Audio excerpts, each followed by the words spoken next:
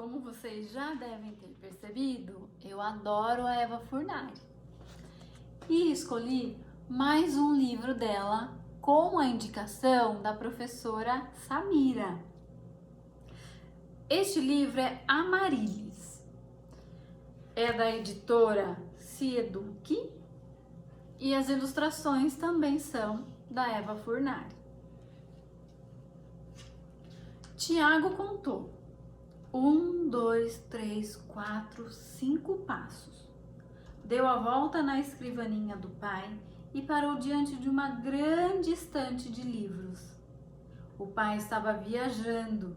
Desta vez tinha ido para um país que ficava na parte de cima do mundo.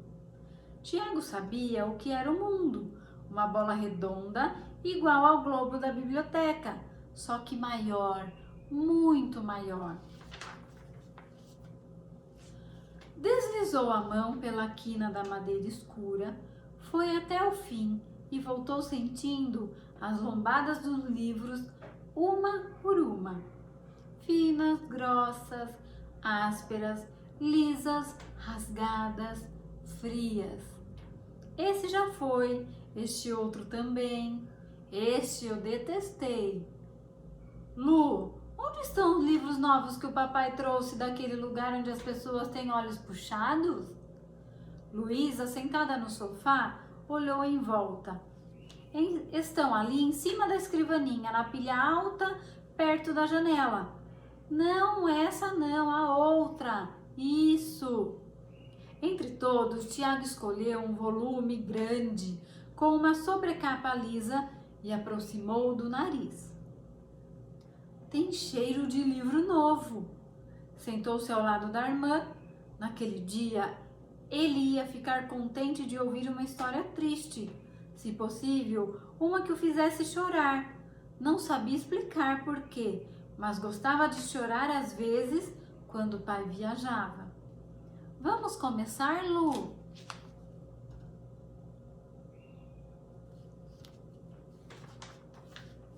Luísa pôs o caderno de ciências de lado. Vamos!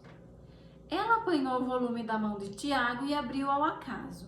Uma imagem colorida ocupava toda a página da direita e embaixo apenas o nome de uma flor, Amaryllis. O livro escolhido era de fotografias, somente fotos de flores. A menina percorreu a figura com um olhar preocupado. Teria que traduzir a imagem colorida em palavras. Luísa teria que dizer a Tiago o que estava vendo. Era assim que costumavam brincar. Tratava-se de um jogo que eles mesmos tinham inventado. As regras eram simples. Ele escolhia o livro, ela escolhia a página e contava ao irmão o que havia lá.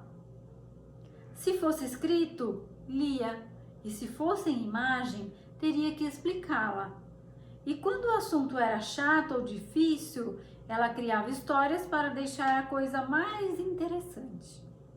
Luísa gostava do desafio, mas nem sempre era fácil. O último jogo tinha sido um desastre. Como explicar desenhos técnicos das partes de um motor de barco? Onde foi que caiu, Lu? Quis saber Tiago. Luísa nunca respondia na hora. Demorava. O menino sabia disso e tentava se conter. Balançava as pernas, roía as unhas, enrolava e desenrolava a toalhinha de crochê do braço, do sofá, 1 milhão de vezes. A menina fazia o possível para que esses sinais nervosos não a atrapalhassem.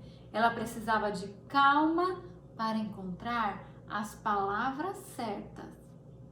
Às vezes o irmão conseguia tirá-la do sério. O pior era quando começava com a música dos mortos-vivos, uma melodia irritante com gemidos que pareciam saídos de um cemitério. Nessas horas ela perdia a paciência, puxava-lhe os cabelos, dava-lhe beliscões para valer, e quando ele se punha a chorar, ela se arrependia. Era a irmã mais velha e tinha que cuidar dele. Depois de demorar um bom tempo na figura, Luísa começou. É a fotografia de uma planta. As folhas são lisas e compridas, saem da parte de baixo e depois caem para os lados. Aí, de repente, do meio delas, sai um caule reto, bem reto, que vai para cima todo esticado. Esticado como as cordas do meu violino? Isso, mas não tão fino. É grosso como a bengala da vovó? É, só que mais curto. Ele é mais frio do que quente e dá a impressão de ser oco por dentro, mas para ter certeza, a gente ia ter que cortar. Ai, que dor! Se a gente cortar, a flor vai morrer. Ah, a planta tem uma flor? Tem duas, e elas são iguaizinhas, totalmente idênticas. Gêmeas? Sim, gêmeas. E olha só que engraçado, elas têm o mesmo nome. Uma se chama Amaryllis e a outra também. Isso deve dar muita confusão na casa delas. Estou vendo que uma sai para um lado e a outra para outro. Uma de costas para a outra? Elas estão de mal, Lu? Luísa ficou calada por uns instantes.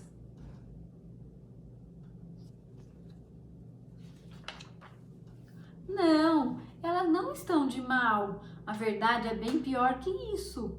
A menina completou com uma voz misteriosa. É que elas não conseguem se olhar. Elas não conseguem se olhar? Nossa, mas por quê? Bem, antes eu preciso explicar umas coisas. Primeiro, elas são flores especiais. São flores princesas do reino das flores belas. Segundo elas, perderam a mãe com 3 anos de idade, quando a mãe delas, que era muito boazinha, teve um troço e puf, morreu. Tiago lambeu uma lágrima minúscula que escorreu pelo rosto. Aí, quando elas tinham 6 anos de idade, o pai delas, o rei Floresbongo, se casou outra vez. O nome da mulher nova era Malvona. As Amaryllis tinham um pouco de medo dela, porque ela era grandalhona e tinha umas antenas compridas com poeirinhas ardidas na ponta, que davam alergia nas princesinhas. Quando a madrasta ficava brava, esticava as antenas e as Amaryllis, atchim, começavam a espirrar. Além disso, as pétalas da Malvona eram grossas e ásperas e cheiravam a panela queimada. O caule, então, era cheio de espinhos e as folhas, imaginem só, davam choque. O menino se arrepiou.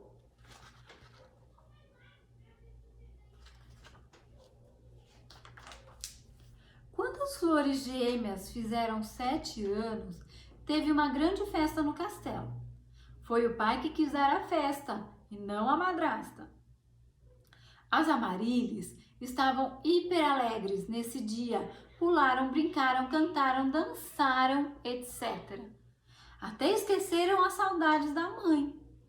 E mais tarde, depois do fim da festa, à meia-noite, com todo mundo dormindo, alguém veio devagarzinho e... A voz de Luísa engrossou num tom ameaçador. Entrou no quarto delas.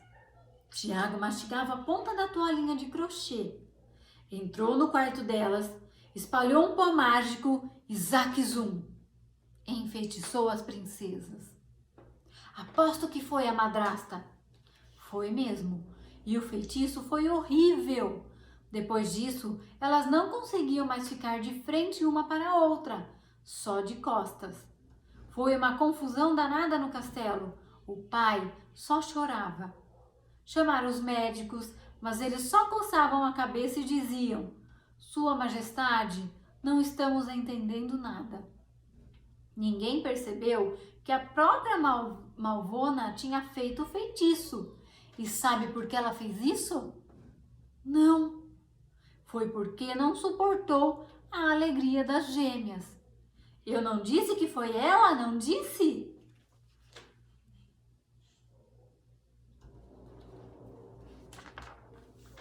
E depois, no dia seguinte, quando a Malvona viu as Amaryllis de costas, também não suportou a amizade delas.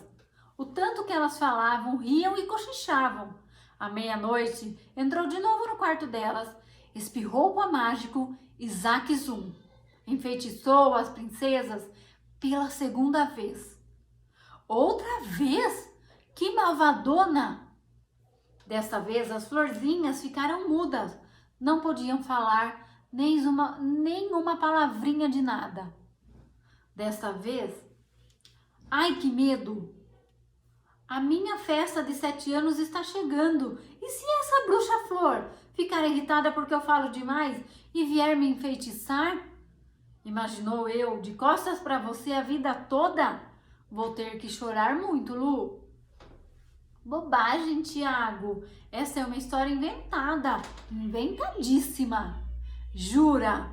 Juro. Então tá. Luísa prosseguiu. B. O rei Floresbongo, desesperado com as filhas que não podiam mais falar, mandou chamar Flosgo, o tataravô das princesas. Flosgo era um velho, muito sábio, que morava num reino muito distante. Quando o tataravô soube que as tataranetas estavam em perigo, veio correndo numa carruagem puxada por lemas voadoras? Luísa riu. Isso, puxada pelas grandes e desajeitadas lesmas voadoras. O rei Floresbongo esperou até o dia seguinte e, como o velho não chegava nunca, ele ficou desesperadíssimo. Não aguentou ver as filhas tristes daquele jeito e comprou 2 vestidos farfalhosos e maravilhíssimos para elas. Os vestidos tinham fitinhas longas e delicadas que tremiam como gelatina quando elas riam. Eles eram feitos com as pétalas de flores mais finas do mundo. Eram finas como asas de libélula ou de borboleta?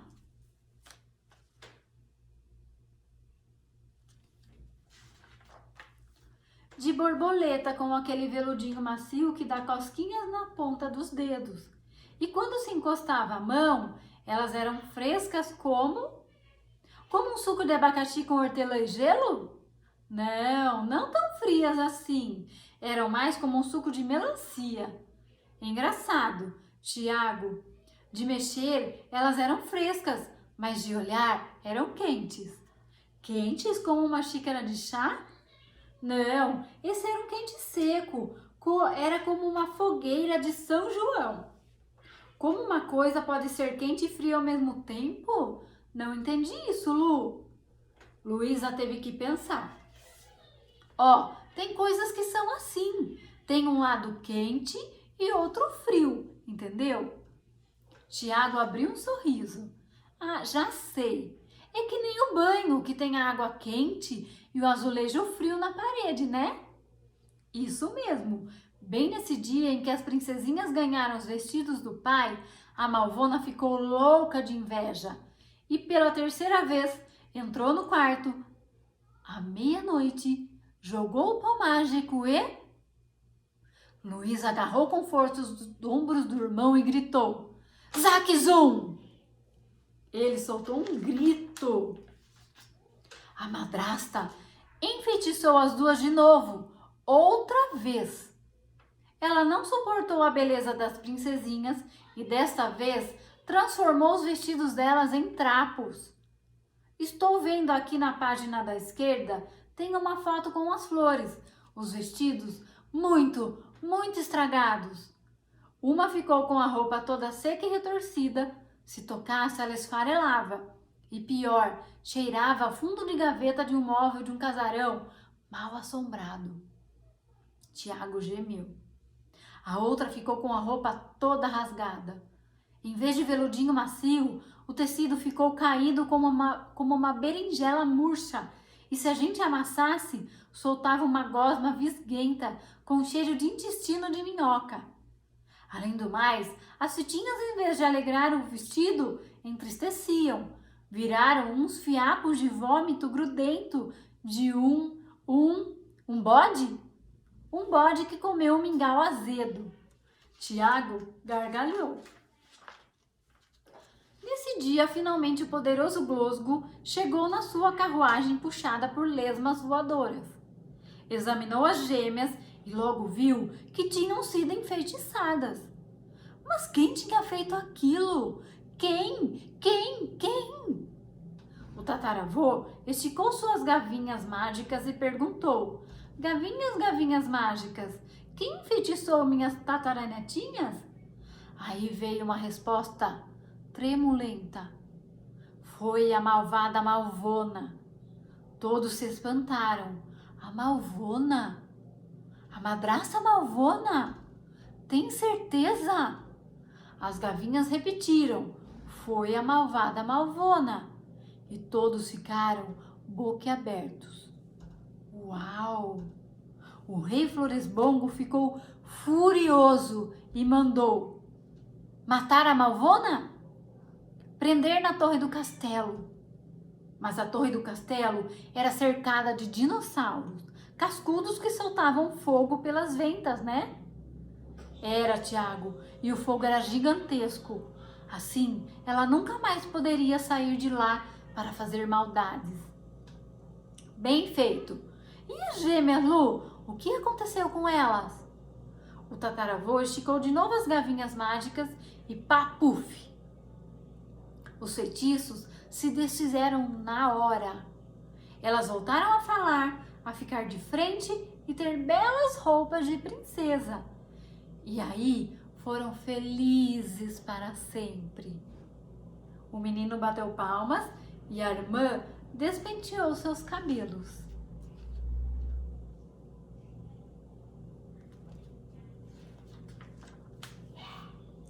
O ronco do motor de um carro chamou a atenção de Luísa. Tiago, adivinha quem chegou da viagem? Gritou ela, debruçada na janela. O papai! Os dois desceram as escadas correndo, cheios de saudades, e abraçaram o pai com tanto entusiasmo que ele caiu no chão.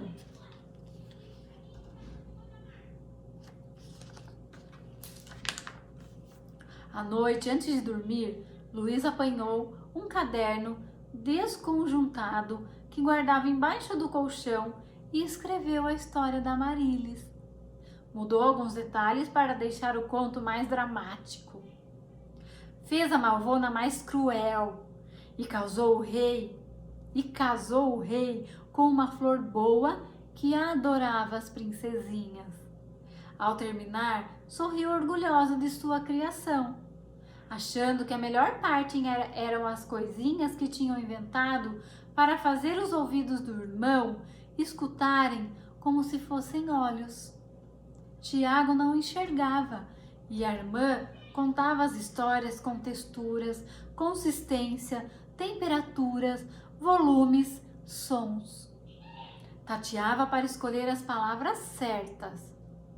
O desafio era esse: as palavras deviam brilhar onde havia luz, congelar nas cores frias, ferver nas cores quentes, engordar nos volumes, ter espinhos nas asperezas. Assim Luísa ficou íntima das palavras.